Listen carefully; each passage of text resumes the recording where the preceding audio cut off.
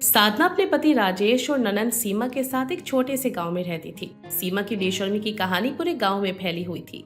साधना का पति गांव में एक छोटी सी दुकान चलाता था। साधना अपने घर के कामकाज में बिजी रहती, लेकिन सीमा की हरकतें अक्सर उसकी शांति को भंग कर दिया करती। कुछ टाइम पहले सीमा अपनी चाची के पास शहर चली गई थी, लेकिन वहां से भी लौट आई। उसके रंग ढंग बोलचाल सब कुछ अलग था। एक दिन वो छोटे कपड़े पहनकर अपने कमरे से निकलती है, तभी साधना बोलती है, ननद जी, आपने ये क्या पहन रखा है? आपको पता है ना कि हमारे गांव में लड़के ऐसे छोटे छोटे कपड़े नहीं पहनती हैं। भाभी, जरूरी नहीं है कि गांव वाले जो चीज नहीं करते वो चीज मैं भी ना करूं। इसका मतलब है आपको अपने भैया की इज्जत की कोई फिक्र नहीं है, आपको कोई फर्क नहीं पड़ता। अगर लोग आपको ऐसे कपड़े में देखेंगे ना तो आपके भैया के संस्कारों पे उंगली उठाएंगे। भाभी, गांव में रहकर आपकी सोच भी गांव वाली जैसी ही हो गई है। अब शहर में आई हूँ मैं, और मैंने वहाँ का रंग देख लिया है। हम लोग बहुत पुराने जमाने में जी रहे हैं। जब मुझे इस कपड़े को पहनने में कोई परेशानी नहीं है, तो आपको क्यों परेशानी हो रही है? मुझे जो बोलना था मैंने बोल दिया। आप ही छोटे कपड़े पहन के घर से बाहर नहीं जाएंगी, और जाइए कपड़े बदल लीजिए। कुछ दिनों के लिए शहर क्या गई, आप तो घर के तौर तरीके ही भूल गई हैं। भाभी देखिए, आप हद में रहकर बात करिए। आप मेरी माँ नहीं है, बल्कि इस घर की बहू हो और मेरी भाभी हो, तो वही बनकर रहिए। माँ बनने की कोशिश मत करिए। सीमा अपनी भाभी की एक भी बात नहीं सुनती और वो छोटे कपड़े पहनकर गांव में निकल जाती है। गांव में जैसे ही लोग उसे इन कपड़ों में देखते हैं तो बातें बनाने लगते हैं, लेकिन सीमा पर इन बातों का कोई असर नहीं होता और वो अपनी मौज मस्ती में चली जा रही थी। तभी एक सुनसान जगह पर कुछ लड़के आकर उसे छेड़ने लगते हैं। सामने से आ रहा उसका भाई राजेश ये सब कुछ देख लेता है और वो उसके पास जाता है और उस गुंडों को मारकर वहाँ से भगा देता है और अपनी बहन को ऐसे कपड़े में देखकर बोलता है, सीमा, तू बेशरम है, लेकिन इतनी बेशरम निकलेगी मैंने कभी सोचा नहीं था। अरे, ऐसे कपड़े पहन के तू बाहर निकल गई? तेरी भाभी ने तुझे रोका नहीं क्या? ऐसे कपड़े पहन के हमारे घर की बहू बेटी बाहर नहीं जाती है। अगर मैंने भैया को बोल दिया कि ये कपड़े मैं अपनी मर्जी से पहन कर आई हूँ, तो वो मुझे और डांटेंगे। आगे डांट सुनने से अच्छा है क्यों ना सारा इल्जाम भाभी पर डाल दिया जाए। थोड़ा बहुत तो इनको भी सुनना चाहिए ना। मुझे आज उन्होंने बहुत सुनाया था ना। मैंने तुझसे कुछ पूछा है, तू मुझे जवाब क्यों नहीं दे रही है? ये भूत बनकर चुपचाप खड़ी क्यों है? भैया, मैं क्या करती? मैंने भाभी से पूछा था कि भाभी ये कपड़े ठीक तो लग रहे हैं ना, गांव में कोई कुछ बोलेगा तो नहीं, क्योंकि मैं वैसे ही बेशरम नाम से बदनाम हूँ। तो भाभी ने बोला, नहीं, तुम्हारे कपड़े तो एकदम ठीक लग रहे हैं। अब तुम शहर से आई हो तो थोड़े बहुत मॉडर्न कपड़े पहना तो बनता है ना, कोई कुछ नहीं बोलेगा। तो मैंने पहन लिए, इसमें मेरी क्या गलती? भैया, मैंने तो भाभी की ही बात मानी है ना। उसे तो घर जाकर बताता हूँ। शहर का भूत कुछ ज्यादा सवार हो गया उसके ऊपर, इसलिए तुझे ऐसे कपड़े पहनने से रोका नहीं उसने। राजेश गुस्से में अपनी बहन का हाथ पकड़कर उसे घर ले आता है और साधना को आवाज देकर बुलाता है, साधना, तुम तो अपनी ननद को बेशरम ननद कहती हो, लेकिन इसके साथ रहते रहते लगता है तुम भी बेशरम हो चुकी हो। तुम्हारे ऊपर शहर की ना चाची का भूत सवार हो चुका है। दुकान से भांग वांग खाकर आते हो क्या, जो आते ही मुझ पे बरस पड़े हो? आपको समझ में नहीं आ रहा है कि मैं क्या बोल रही हूँ? जिस जगह आपको अपनी बहन को डांटना चाहिए, उस जगह आप मुझे डांट रहे हैं। आखिर मैंने किया ही क्या है? तुम सच में बेशरम होती जा रही हो। गलती करने के बाद भी मुझसे पूछ रही हो कि मैंने क्या किया है। तुमने ऐसे कपड़े पहन के सीमा को बाहर क्यों जाने दिया? रोका क्यों नहीं तुमने उसे? तुम्हारी ऐसी हरकतों के कारण ना उसको बढ़ावा मिलता है। तुमको उसको रोकना चाहिए था, लेकिन तुमने कहा नहीं, ये कपड़े बहुत अच्छे हैं, ये पहनकर बाहर जाओ। मैं सच बोल रही हूँ, मैंने ऐसा कुछ भी नहीं बोला है। बल्कि मैं तो नन्ना जी को मना कर रही थी कि वो ऐसे कपड़े पहन के बाहर ना जाए, वरना आपकी बदनामी होगी। लेकिन ये तो बेशरम है, इनके ऊपर मेरी कोई बात नहीं चलती है और ना ही मेरी किसी बात का असर होता है। ये अपनी बेशर्मी में इतनी अंधी हो गई हैं कि ये अपने सारे आरोप मुझ पे डाल रही हैं। मैं किसी की कोई बकवास नहीं सुनूंगा। मैं आखिरी बार तुम दोनों को समझा रहा हूँ, आज के बाद मेरे घर में ऐसी हरकतें हुई तो मुझसे बुरा कोई नहीं होगा। राजेश बिना सच्चा ने अपनी बहन सीमा के साथ साथ साधना को भी खरी खोटी सुनाकर वहां से चला जाता है। अपने भाई और भाभी को आपस में लड़ता देख बेशर्म ननद बहुत खुश होती है और मुस्कुराते हुए वहां से चली जाती है। कुछ दिनों बाद उसके साथ सविता आती है। साधना सविता की सीमा की बेशर्मी के सारे किस्से बताती है, लेकिन सविता अपनी बेटी से कुछ नहीं कहती। उसे अपनी बेटी पर बहुत गर्व था। वो घुमा फिराकर बस साधना की गलती निकाल लेती थी। एक दिन वो अपने कमरे में बैठी कुछ सोच रही थी। मैंने सोचा था कि माँ जी के आने से परेशानियाँ कम हो जाएंगी और नन्ना जी की बेशर्मी में भी थोड़ा सुधार आ जाएगा, लेकिन यहाँ तो सासू माँ अपनी बेटी का बखान करते थकती नहीं है। उनकी नजर में तो उनकी बेटी कभी गलत हो ही नहीं सकती है। अब मैं क्या करूँ? तुम दिन में सपने देख रही हो क्या? अकेले अकेले किससे बातें किए जा रही हो? राजेश जी, जब से आपकी माँ आई है ना, तब से तो मेरा जीना हराम हो गया है। उन्हें तो कभी नन्ना जी में कोई गलती दिखाई देती ही नहीं है, और गलती वो करती है और उसका भुगतान मुझे करना पड़ता है। अरे तुम चिंता मत करो, समय के साथ सीमा सब कुछ सीख जाएगी। थोड़ी जिद्दी है लेकिन समझदार भी है, समझ जाएगी। समझाओ प्यार से उसे। अपने घर की शांति के लिए साधना अपने पति की बात मान लेती है। समय बीतता है। तभी एक दिन सीमा घर में एक पार्टी करने की योजना बनाती है, जिसका पता चलते ही साधना उस पर ऐतराज जताती है और उससे बोलती है, नन्ना जी, हम लोग ना साधारण लोग हैं, इतना पैसा खर्च करके घर में पार्टी रखने की कोई जरूरत नहीं है। आपके जो भी दोस्त यार हैं, आप उन्हें कहीं बाहर लेके चले जाइए, वही खाना खिला दीजिएगा। बिना बात के आप घर में पार्टी रखेंगी और कहीं कुछ नुकसान हो गया तो सासू माँ और राजेश जी मुझ पे ही चिल्लाएंगे। भाभी, मैंने अपने दोस्तों को बोल दिया है कि घर में पार्टी होगी, क्योंकि गांव में कोई अच्छा रेस्टोरेंट नहीं है ना, इसलिए मैंने घर में सभी को पार्टी देने के लिए बुला लिया है। नन्ना जी, मैं तो इस पार्टी के बिल्कुल खिलाफ हूँ। अगर आपको फिर भी पार्टी करनी है तो आप अपने भैया और माँ जी से पूछ लीजिए। उसके बाद आपको जो करना है आप कर सकती हैं। मैं आपको कुछ नहीं बोलूँगी। भाभी तो ऐसे नहीं मानने वाली, मुझे कोई और तरीका अपनाना पड़ेगा। सीमा साधना को बहाने से उसके मायके भेज देती है और घर पर एक बड़ी सी पार्टी रखती है, जिसमें दारू शराब सब होता है और गांव के मुकाबले वो बहुत बड़ी चीज थी। वो अपने सभी दोस्तों को बुलाकर पार्टी एंजॉय कर ही रही होती है कि तभी राजेश वहां पर आ जाता है और सभी को नशे में देखकर बोलता है, मेरे घर में ये सब क्या हो रहा है? अगर गांव वालों को इसके बारे में पता चला तो मेरा मजाक बनाएंगे। भैया, मैंने अपने दोस्तों को एक छोटी सी पार्टी देने के लिए बोला था, तो भाभी ने कहा कि बाहर पैसे वेस्ट करने से अच्छा है कि घर में ही पार्टी कर लो, रेस्टोरेंट के पैसे भी बच जाएंगे और तुम्हारे साथ साथ मैं भी एंजॉय कर लूंगी। इसका मतलब सीमा को इस पार्टी के बारे में पता था। उसने ये दारू वाली पार्टी के लिए मना नहीं किया। हाँ भैया, भाभी को सब पता था और उन्होंने ही मुझे पार्टी करने की इजाजत दी थी। अब उनके बिना पूछे मैं कोई काम थोड़ी ना कर सकती हूँ। घर में ये सब क्या हो रहा है? सीमा, तुमने पार्टी रखी ली आखिर घर में? एक तो पार्टी के लिए इजाजत दे दी से, ऊपर से अब तुम्हें दिक्कत हो रही है कि घर में दारू शराब आई है। लगता है ननद जी ने फिर से मुझ पे इल्जाम लगा दिया है। ननद जी, आज तक मैंने बहुत बेशरम लड़की देखी है, लेकिन आप जैसी बेशरम लड़की आज मैं पहली बार देख रही हूँ। राजेश जी, मैंने ननद जी को पार्टी की इजाजत नहीं दी है। इसमें दारू शराब आने वाली है, इस बात का मुझे पहले से अंदाजा था, तो मैंने इसका सबूत अपने पास रख ही लिया था। साधना इतना कहकर अपना फोन निकाल कर उसमें एक रिकॉर्डिंग सुनाती है, जिसमें साधना और सीमा की आवाज होती है, जिसमें साधना सीमा की पार्टी के लिए उससे पूछने पर मना कर रही होती है। जिसे सुनने के बाद सीमा की सारी पोल पट्टी खुल जाती है और उसकी सच्चाई सबके सामने आ जाती है। इस तरीके से साधना अपनी बेशरम ननद का खुलासा कर कर अपने परिवार वालों के सामने उसका सच ला देती है। उसके बाद से कोई भी सीमा की बात पर विश्वास नहीं करता।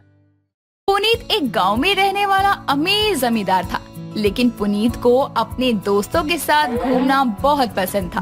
पुनीत एक अच्छा खासा पढ़ा लिखा पैसे वाला आदमी था, लेकिन वो फिर भी गांव में अपने दोस्तों की तरह ही खेती बाड़ी करता था और उनकी तरह ही देसी अंदाज में रहता। एक दिन पुनीत की माँ मंजीरी पुनीत से कहती है, अरे कब तक तू इसी तरह अपने निकम्मे दोस्तों के साथ घूमता रहेगा?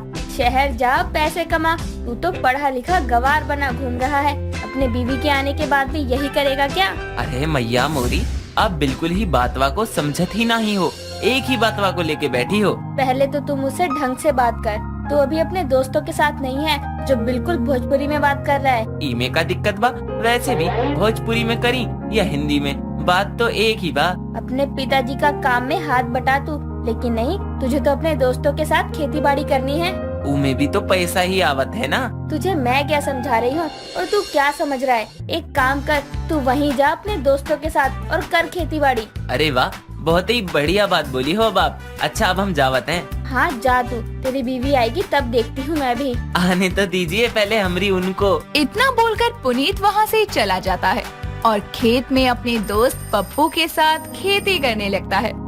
और वहीं थोड़ी देर में एक निहारिका नाम की बहुत ही खूबसूरत सी लड़की आती है। पुनीत उसे देखते ही उसे पसंद करने लगता है।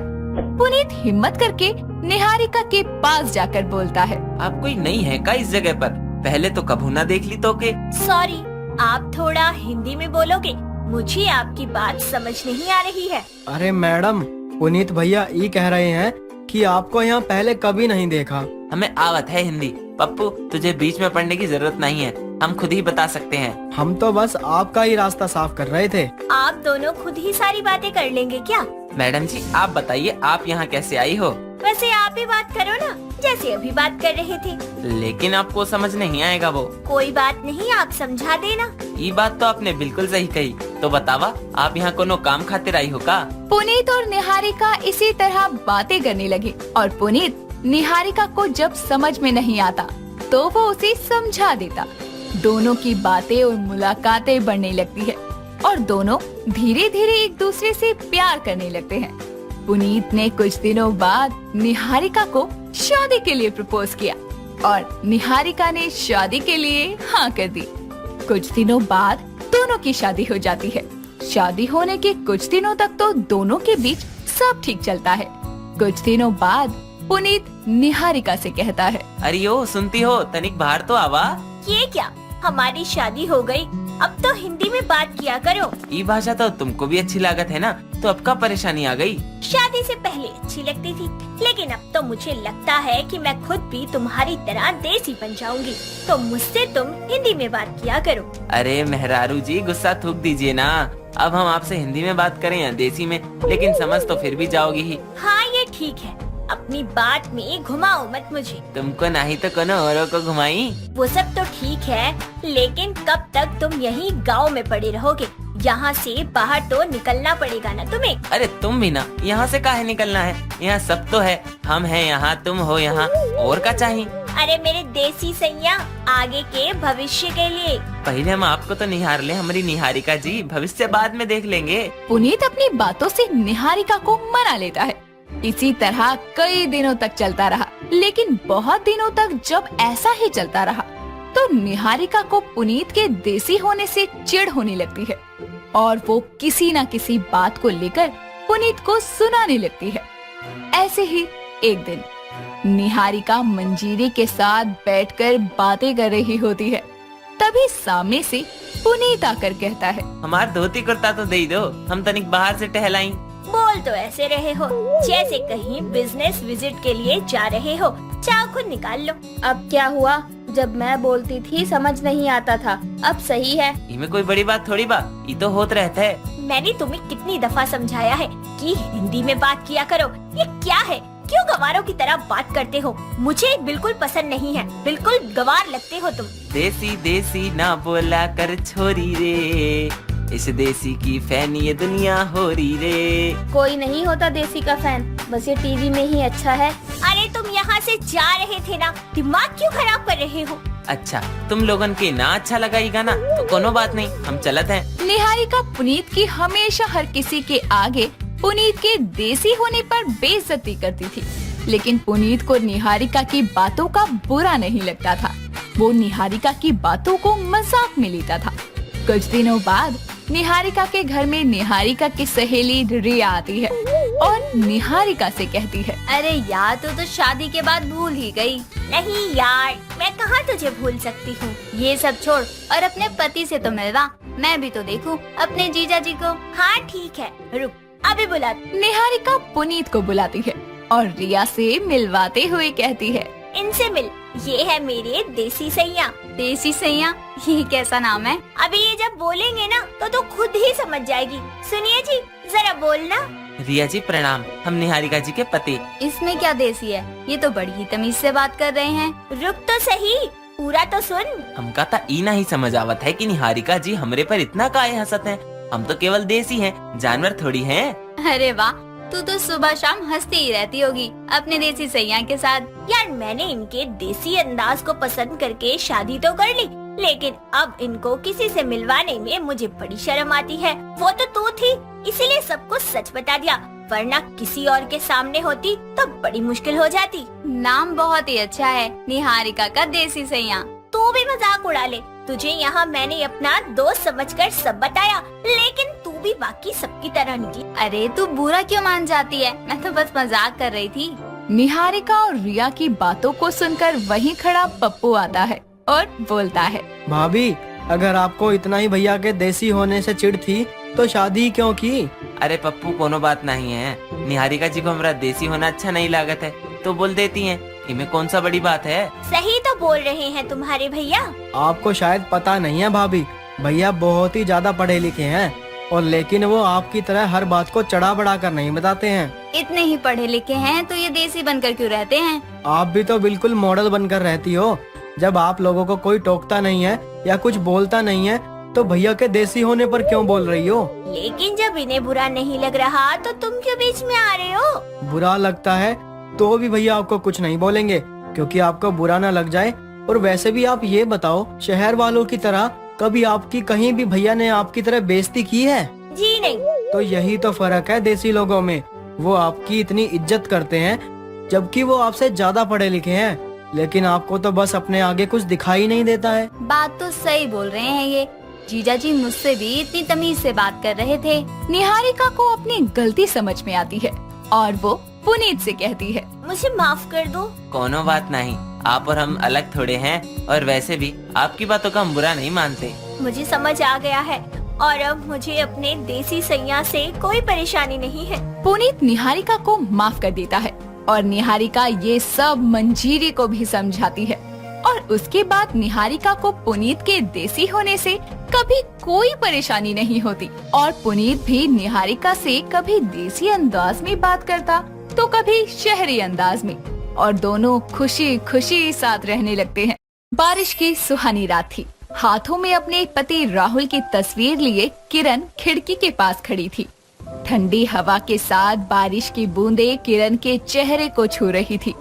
तभी किरण आंखें बंद करके एक लंबी सांस लेती है और गाती है, कभी ऐसा भी होता है भुला देती मैं तुमको, मगर बूंदे मेरी हर कोशिश बर्बाद करती है। राहुल तुम कहाँ हो? कब आओगे मेरे पास? और कितना इंतजार करना पड़ेगा? ये बारिश की बूंदें मेरे अंदर के प्यार को और सुलगा रही हैं।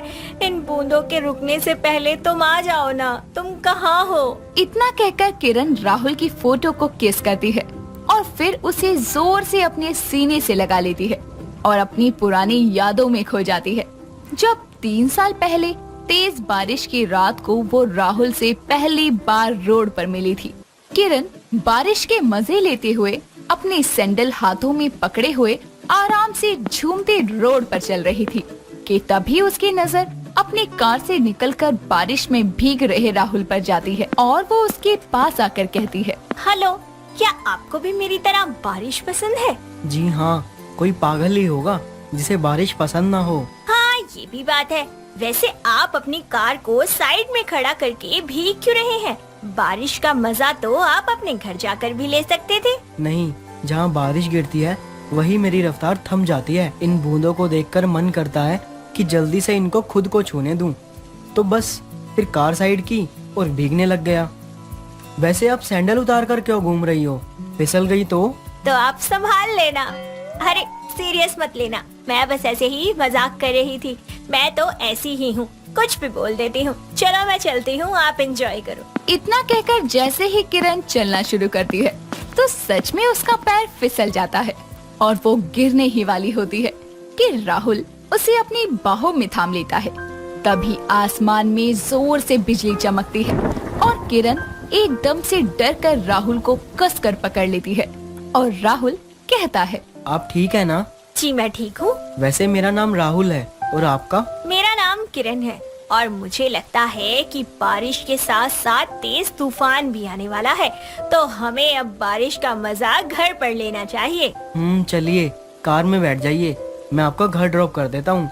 वैसे भी इतनी बारिश में आपको कोई ट्रांसपोर्ट नहीं मिलेगा। ओके ठीक है। इतना कहकर किरण राहुल के साथ कार में बैठ जाती है। रास्ते भर दोनों काफी बातें करते हैं और पहली ही मुलाकात में दोनों एक दूसरे के अच्छे दोस्त बन जाते हैं और आपस में अपना नंबर एक्सचेंज कर लेते हैं। कुछ देर बाद राहुल किरण को उसके घर ड्रॉप कर देता है और वहाँ से चला जाता है। ऐसे ही वक्त बीतता है। राहुल और किरण एक दूसरे से प्यार करने लगते हैं और एक शाम जब तेज बारिश हो रही होती है तभी राहुल किरण को कॉल करके कहता है, जान क्या कर रही हो? बेबी मौसम कितना कातिलाना है, जाहिर सी बात है मिस कर रही हूँ तुम्हें। हाय ओए मेरी किस्मत। जान आ जाऊं क्या तुम्हारे पास? पागल हो क्या? घर में सब लोग हैं, कैसे आओगे? अरे तुम बस आधे घंटे बाद अपने घर की छत पर आ जाना, मैं वहीं तुम्हारा वेट करूंगा। आज बारिश में रोमांस करेंगे। इतना कहकर राहुल फोन रख देता है और आधे घंटे बाद किरण छत पर जाती है। बारिश बहुत तेज थी पर वहाँ राहुल नहीं था और वो जैसे ही छत से नीचे जाने लगती है तभी राहुल झट से उसके सामने आ जाता है और कहता है, जान कहाँ जा रही हो मेरे बिना? राहुल, तुम सच में आ गए? मुझे तो लगा था तुम मजाक कर रहे हो। जान, रोमांस के मामले में कोई मजाक नहीं।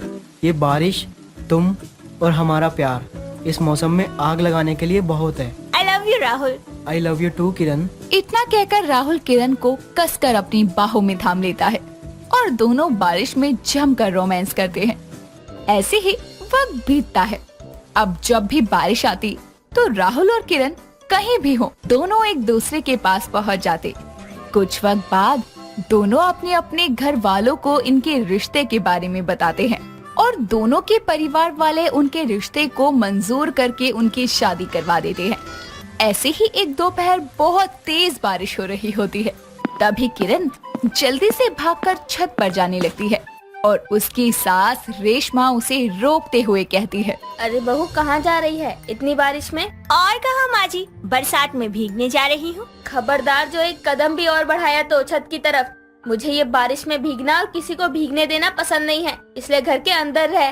पर माँ जी, राहुल जी को भी तो बारिश में भीगना बहुत पसंद है, जाने दीजिए ना। पूछ लेना राहुल से, जब जब वो बारिश में भीगता है उस दिन वो घर से बाहर ही होता है। और तेरे लिए बेहतर यही होगा कि तू भी इस बात को याद रखे। इतना कहकर रेशमा वहाँ से चली जाती है और शादी के बाद से किरण की बारिश में रोमांस करने की चाहत उसके दिल में ही रह जाती है।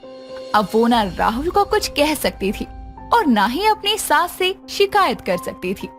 ऐसे ही एक दिन राहुल को काम के सिलसिले में शहर से बाहर जाना पड़ता है। राहुल के जाने के बाद किरण की जिंदगी से बचा कुचा रोमांस भी चला गया था। पहले उसकी जिंदगी की बारिश की रातें रोमांस और प्यार से भरी थी। अब उसके पास उन रातों में तन्हाई और अकेलेपन के सिवाय कुछ नहीं था। I miss you Rahul, I really miss you, please come back. इतना वक्त हो गया तुमसे मिले हुए, कब तक मैं अपनी बातों को ऐसे फोन पर, मैसेज पर, वीडियो कॉल पर कहूँ? माँ जी तो मुझे बारिश का मजा भी नहीं लेने देती और तुम्हारे बिना तो ये बारिश भी बड़ी बेकार सी लगती है। मुझे वो शादी के पहले वाला रोमांस करना है तुम्हारे साथ। किरण इतना बोल ही रही थी कि तभी कमरे की लाइट चली जाती है और किरण को पीछे से कोई जोर से हक कर लेता है। तभी किरण बोलती है, कौन है? कौन है? छोड़ो मुझे। किरण पीछे पलटती है और तेज बिजली चमकती है और उसे बिजली की चमक से राहुल का चेहरा नजर आता है और वो कहती है, राहुल तुम आ गए? हाँ मेरी जान, मैं आ गया और अब मैं यहीं रहूंगा तुम्हारे पास, कभी नहीं जाऊंगा। सच में राहुल, तुम नहीं जानते मैंने तुम्हें कितना मिस किया। मैंने भी तुम्हें बहुत मिस किया था, तभी तो चला आया तुम्हारे पास। माँ के कमरे में गया तो वो सो रही थी, जैसे ही यहाँ आया तो लाइट चली गई। आज मैं बहुत खुश हूँ, आज मुझे ये बारिश फिर से अच्छी लग रही है। वैसे अंदर आने से पहले मेरी जान की कई बातें सुन ली थी मैंने। अच्छा जी। तो फिर क्या कहती हो, चले आज अपनी पुरानी यादें ताजा करें। वैसे माँ भी सो रही है और मैंने आते हुए उनके कमरे का दरवाजा लॉक कर दिया था। चलो आज फिर से बारिश में रोमांस करते हैं और कोई डिस्टर्ब भी नहीं करेगा हमें। हाय, इस पल का इंतजार तो मैं कब से कर रही थी। चलो फिर आज तुम्हारा इंतजार खत्म हो गया मेरी जान। इतना कहकर राहुल किरण को अपनी बाहों में उठा लेता है और उसे छत पर तेज बारिश में ले जाता है। तेज तेज हवा के झोंकों के साथ बारिश अपने पूरे जोर शोर पर थी। राहुल और किरण एक दूसरे की बाहों में सिमट जाते हैं। तभी राहुल बोलता है, जानती हो किरण, चाहे बूढ़ा ही क्यों ना हो जाऊं, पर कभी भी तुम्हारे साथ रोमांस करने से पीछे नहीं हटूंगा। सच में तुम बस प्यार नहीं, जिंदगी हो मेरी। तभी तो इतना वेट करवाया। जानते भी हो कितनी बरसातें निकाल दी मैंने तुम्हारे इंतजार में। पर देखो, आज तो मैं आ गया ना, अब मैं कभी नहीं जाऊंगा। अब बस कुछ मत कहो, इस बारिश में मुझे खुद में खो जाने दो। राहुल किरण के माथे को प्यार से चूम लेता है, जिसके बाद दोनों एक बार फिर से बारिश में रोमांस करते हैं और अपनी पुरानी यादों को ताज़ा करते हैं। दोपहर के 2 बज रहे थे मेघना छत पर सूखे कपड़ों को लेने जाती है और जल्दी जल्दी में वो चप्पल पहनना भूल जाती है। जैसे ही उसके पैर छत के गरम गरम फर्श पर लगते हैं, तभी उसकी जोर से चीख निकल जाती है और वो बोलती है, हाय हाय, मर गई मैं तो, जल गई। उफ, कितना गरम फर्श है। ऐसा लग रहा है जैसे छत का लेंटर तेज गैस पर रखा हुआ तवा है जिस पर मैंने पैर रख दिया हो। हाय, पहले चप्पल पहन लेती हूँ, फिर कपड़े उतारूंगी, नहीं तो KFC चिकन के जैसे रोस्ट हो जाएंगे मेरे पैर। इतना बोलकर मेघना वहाँ से वापस नीचे आती है और चप्पल पहनकर वापस से छत पर जाती है और सारे कपड़े उतार कर ले आती है और उन्हें सोफे पर पटक देती है। तभी उसकी सास नीलम कहती है, क्या हुआ बहू, क्यों गर्म पानी जैसी उबल रही हो? होना क्या है माँ जी, सूखे कपड़े उतारने के लिए छत पर गई थी और चप्पल पहन कर जाना भूल गई। पैर जल गए मेरे। पता नहीं गर्मी के दिन कब खत्म होंगे और बारिश कब आएगी। इस गर्मी ने तो जीना मुश्किल कर दिया है। अरे बेटा, अभी तो पूरा का पूरा जून और जुलाई पड़ा हुआ है, अभी कहाँ जाने वाली है गर्मी? माँ जी, पता नहीं क्या होगा इस गर्मी में। टंकी का पानी भी ऐसे निकलता है जैसे उबाल कर डाल दिया हो। बहू अब क्या करें, जो भी है वो यही दिन है। अब मौसम तो सारे ही आएंगे, फिर चाहे वो गर्मी का हो या बरसात का। जब जिसका समय होगा तब वो आएगा। वही तो माँ जी, समझ नहीं आता कि सर्दी के दिन इतने कम क्यों होते हैं। गर्मी के दिन तो खत्म होने में ही नहीं आ रहे और ये बरसात तो आकर राजी ही नहीं है। इतनी गर्मी में जनता उबल रही है पर भगवान भी रहम नहीं खा रहे। ये नहीं कि 2 बूंद पानी ही बरसा दे। खैर, मैं बाकी काम कर लेती हूँ घर का। इतना कहकर मेघना घर के बाकी के कामों में लग जाती है और काम करने के बाद जैसे ही नहा धोकर वो अपने कमरे में आराम के लिए जाती है, तभी लाइट चली जाती है। ये देखकर वो खुद से कहती है, बस यही होना बाकी था। 2 घड़ी आराम न कर लूं मैं कहीं। इस लाइट को भी अभी जाना था। हद है यार। एक काम करती हूँ, कमरे की खिड़की खोल लेती हूँ, थोड़ा बाहर की हवा तो आ जाएगी। इतना कहकर जैसे ही मेघना कमरे की खिड़की खोलती है तो उसके चेहरे पर गरम गरम हवा लगती है और वो बोलती है, क्या भगवान, क्या कसूर है मेरा और बाकी सबका? अरे सब पर नहीं करनी तो मेरे घर पर ही बारिश कर दो। क्यों गरम गरम हवा के थप्पड़ मार रहे हो? ऐसे ही दिन गुजरते जाते हैं। जहाँ एक तरफ गर्मी बढ़ती जा रही थी तो वहीं बढ़ती गर्मी में लाइट भी घंटों तक नहीं आती। ऐसे ही एक रात जब मेघना अपने पति अरमान के साथ सो रही थी, तभी लाइट चली जाती है और मेघना के कानों में मच्छर भी संगीत बजाना शुरू कर देते हैं और वो झन्ना कर उठकर बैठ जाती है। तभी उसे कमरे के बाहर से नीलम की आवाज आती है, बहू मैं छत पर जा रही हूँ बिस्तर लेकर, तू भी आजा बेटा। लाइट का पता नहीं कि कब तक आएगी। अरमान को भी आने के लिए बोल दियो। जी माँ जी, ठीक है। अपनी सास की बात सुनकर मेघना अरमान को उठाते हुए कहती है, अरमान उठ जाओ। अरे यार, लाइट चली गई है। इतनी गर्मी में तुम्हें नींद कैसे आ रही है? चलो छत पर, माँ जी भी गई हैं। यार क्या है, तुम्हें जाना है तो जाओ, मुझे कहीं नहीं जाना, मुझे बहुत नींद आ रही है। अरे नींद आ रही है तो क्या इस गर्मी में ही सो जाओगे? चलो उठकर छत पर, दुनिया भर के मच्छर है यहाँ, उठो भी। मेघना के बार बार कहने पर अरमान उठ जाता है, जिसके बाद दोनों पति पत्नी अपना बिस्तर उठाकर छत पर चले जाते हैं, जहाँ हवा का कोई नामो निशान तक नहीं था। गर्मी से बेहाल मेघना आसमान की तरफ देखकर कहती है, भगवान, अगर कुछ दिन बारिश कर दोगे तो कौन सा आपकी टंकी में पानी खत्म हो जाएगा। अरे 2 दिन ही सही, इस गर्मी से राहत तो मिल जाएगी, कम से कम ठंडी हवा तो चलेगी। अरे बेटा, बरसात का इंतजार करने के अलावा हम कुछ नहीं कर सकते। बरसात को लाना या रोकना हमारे हाथ में नहीं है बहू। माँ जी, आखिर कितना इंतजार करे कोई? जिस हिसाब से गर्मी पड़ रही है ना, उस हिसाब से तो न जाने कितना पानी भाप बनकर बादल बन जाता होगा, फिर भी बारिश नहीं हो रही। यार तुम ये अपनी साइंस की क्लास फिर कभी दे देना, मुझे नींद आ रही है, सोने दो ना यार। सो जाओ। पता नहीं कौन सा नशा किया है जो इस गर्मी में भी नींद आ रही है। माँ जी, वो पंखा देना, हाथ से ही हवा कर लूँ मैं। जैसे तैसे हाथ से पंखा करते करते मेघना की रात बीत जाती है। ऐसे ही दिन गुजरते जाते हैं पर आसमान से एक भी बूंद पानी नहीं टपकता। पर एक सुबह जब मेघना छत पर पौधों को पानी दे रही होती है, तभी मुरझाए हुए पौधे देखकर मेघना कहती है, हाय हाय, देखो तो सही इन पौधों को, बेचारे कैसे फ्राई होकर भुर्जी बन गए हैं। इतना पानी खाद देने के बाद भी हरे नहीं हो रहे, पर इसमें इनका क्या कसूर? इतनी गर्मी में तो बंदे सूख जाएं, ये तो फिर भी पौधे हैं। इंद्र भगवान, हम इंसानों पर ना सही, कम से कम इन पौधों पर तो रहम खा लो। इनके लिए ही बारिश करवा दो। क्यों इतना इंतजार करवा रहे हो? पौधों को पानी देने के बाद जैसे ही मेघना छत से नीचे आती है, तभी वो देखती है कि उनकी पड़ोसन विमला नीलम के साथ बैठी हुई है और उनको देखकर मेघना कहती है, नमस्ते आंटी जी। अरे नमस्ते बेटा, नमस्ते। पौधों को पानी देकर आई हो? नहीं नहीं आंटी, वो तो बेहोश हो गए थे गर्मी से, तो मैं होश में ला रही थी। मजाक बहुत करती हो बेटा तुम। बेकार सवाल बहुत करती हो आंटी आप। मतलब कैसे आना हुआ घर? अरे मैं तो नीलम को बता रही थी कि मेरा बेटा हम सबको वाटर पार्क घुमाने ले गया था। वहाँ बड़ा मजा आया, बरसात के भी मजे लिए हमने तो। ये देखो कितना मजा आ रहा था। चलो मैं जाती हूँ, मेरी बहू इंतजार कर रही होगी। इतना कहकर विमला वहाँ से चली जाती है और शाम को जैसे ही अरमान घर आता है, तभी मेघना बोलती है, सुनिए जी, मुझे कुछ कहना है। जी कहो। देखो, मुझे नहीं पता कि आसमान से बूंदे कब बरसेंगी कब नहीं, कब तक इंतजार करना होगा। इसलिए आप मुझे और मम्मी जी को वाटर पार्क घुमाने ले चलो। हम वहाँ रेन डांस का मजा लेंगे। यार उसके लिए वाटर पार्क क्यों जाना है? बाथरूम में लगा हुआ फवारा चला लो, जितना मर्जी रेन डांस करो, कोई नहीं रोकेगा। इसके लिए पैसे क्यों बर्बाद करना?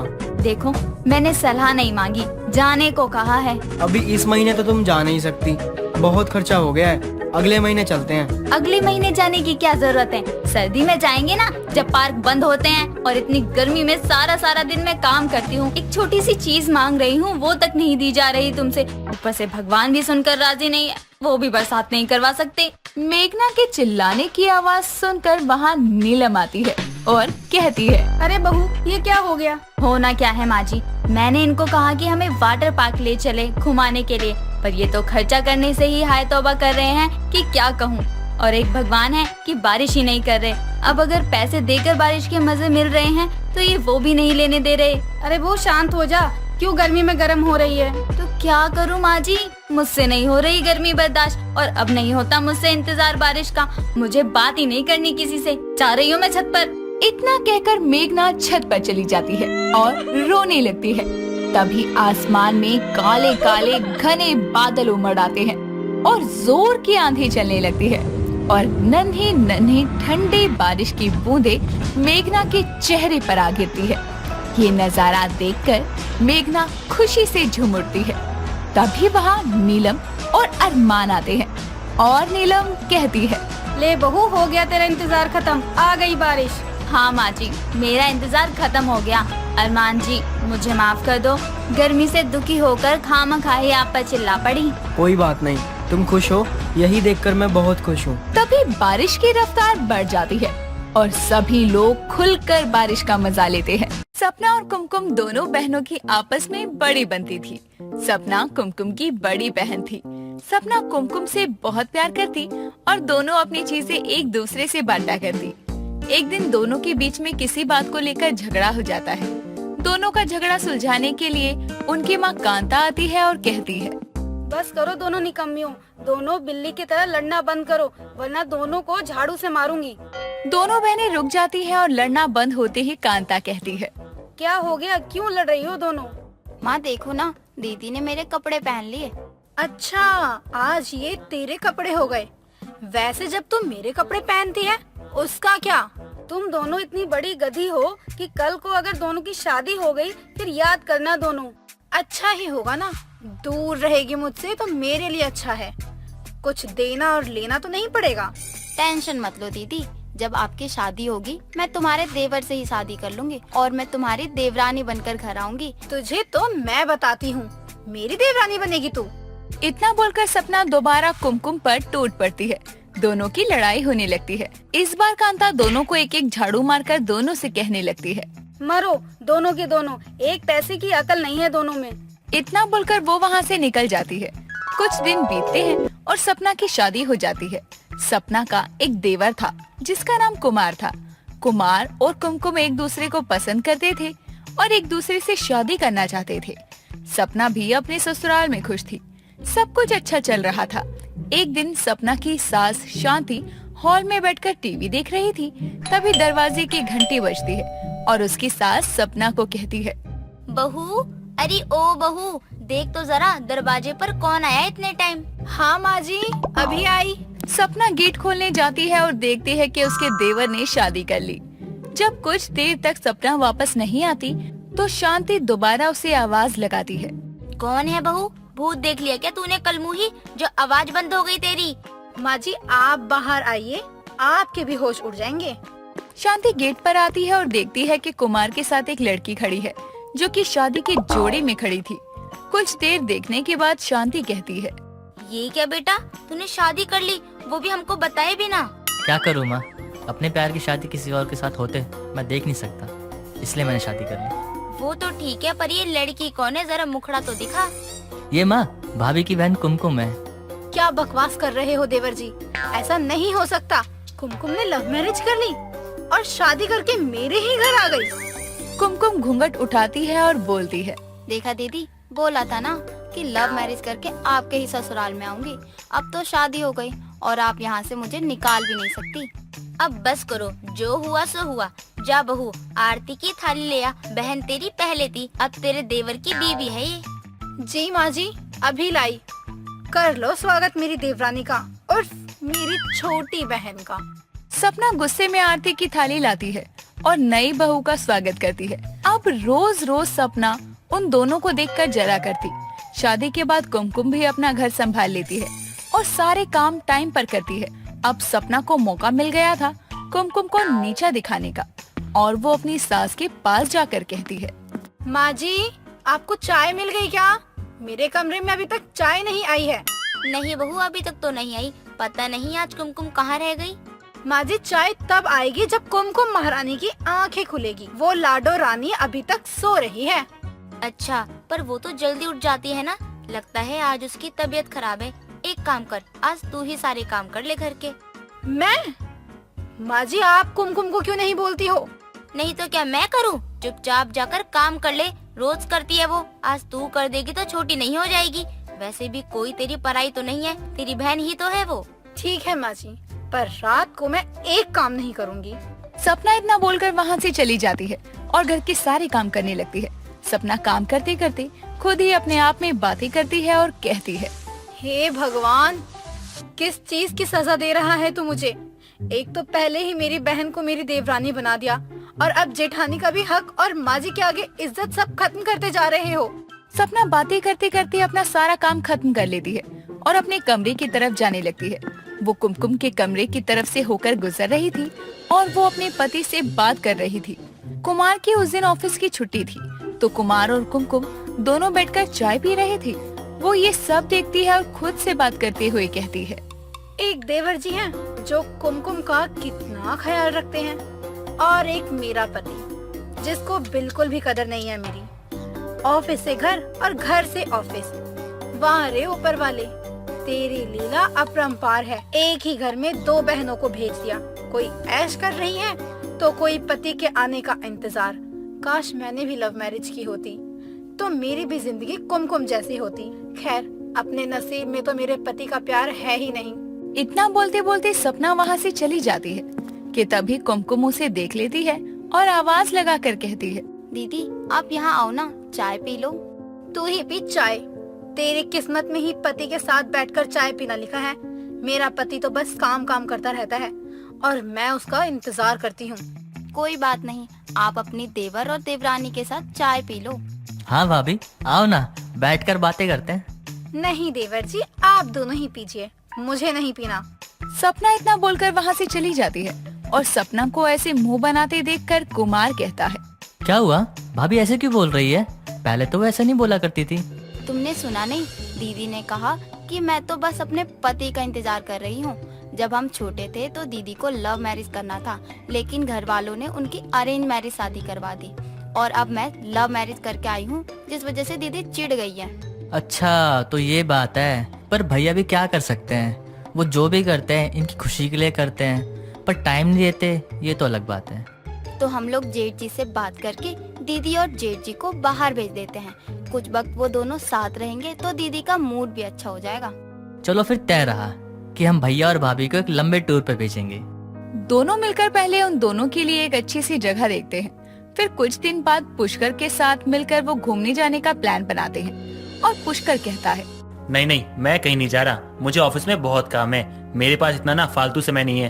अरे भैया, आप ऑफिस का काम मुझ पे छोड़ दो, मैं संभालूंगा। आप भाभी के साथ कहीं बाहर घूमने जाओ और उनका मूड भी अच्छा होगा। हाँ जीजू, देखो अगर आप उनको बाहर ले जाओगे तो उनको अच्छा लगेगा, और क्या पता दीदी आप पर खिसियाना भी बंद कर दे।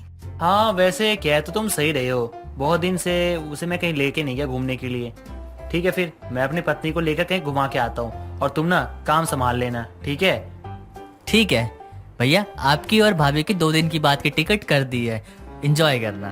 सपना को बिना बताए तीनों ने प्लान बना लिया। अब वो दिन आ गया जब सपना और पुष्कर दोनों को टूर पर जाना था। दोनों टूर के लिए रेडी होकर निकल रहे थे कि तभी सपना को पता चलता है कि ये सारा प्लान कुमकुम और कुमार ने मिलकर बनाया, ताकि वो थोड़ा सा टाइम अपने पति के साथ स्पेंड कर सके। सपना की आंखों में आंसू आ जाते हैं और वो कुमकुम को कहती है, मुझे माफ कर दे मेरी बहन, मुझे लगा था कि तूने लव मैरिज की है तो तू ऐश कर रही है, पर तू तो बहुत अच्छी निकली। तेरी वजह से ही आज इतनी सालों बाद मेरा पति मुझे बाहर ले जा रहा है। कोई बात नहीं दीदी, आप मेरी बड़ी बहन हो, आपके लिए तो मैं इतना कर ही सकती हूँ ना। आप भी तो मेरे लिए बचपन में बहुत कुछ करती थी, आज इतना मैंने कर दिया तो क्या हुआ, जाइए वरना फ्लाइट मिस हो जाएगी आपकी। दोनों बहनें आपस में गले मिलती हैं और दोनों कभी देवरानी जेठानी तो कभी सगी बहनों की तरह रहती है। दोस्तों, अगर आपको ये कहानी पसंद आई तो इसे लाइक करें, शेयर करें और कमेंट करके बताएं कि कहानी में आपको सबसे अच्छा क्या लगा।